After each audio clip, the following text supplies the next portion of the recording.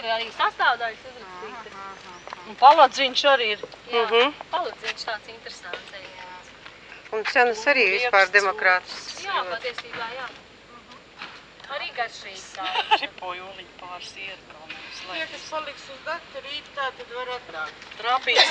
Tad būs trāpīts 10. Silviņa. No 12 strādā līdz 19. Jā. Nu, pusdienas jau tā arī ir. 12. Ātrāk jau nenāk pusdienas. Nu, jā, kamēr izguļās. Tas laiks nepārtraukti mainās. No sākuma bija no 9. Pēc tam bija no 11 līdz 8. Tagad ir atkal izskatās no 12 uzlikuši. Laikam dzīve parādīja, ka... Viņi meklē vēl joprojām, kāds ir tas labākais risinājums.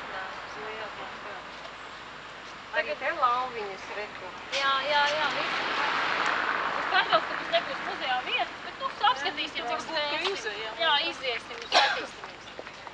Muzejā tiešām 20 cilvēki jau kā aiziet, tad ir jāsāk domāt, kur griezties vienam otru apkārt.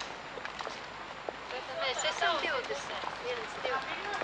Stāvā ir viens ģimenes ārsts, jobārs, aptieka vēl joprojām. Šī jau arī ir 30. gadu ēka. Kā pansionāts nav? Nē, augšā bija kādreiz dzīvoklīši, bet nu, jau vairākus gadus stāvēja tukšs, un tad, lai būtu kaut kāds telpas. Muzejs ir iekārtots ar Eiropas finansējumu palīdzību.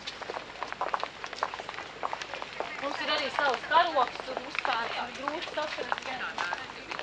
Augšā rīta koks, jā. Tā te nevar redzēt. Stāv šajā cilvēku muzeja karoks.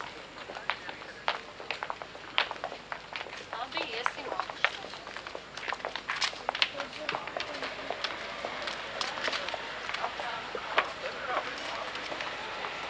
Tur viņi brauc iekšā.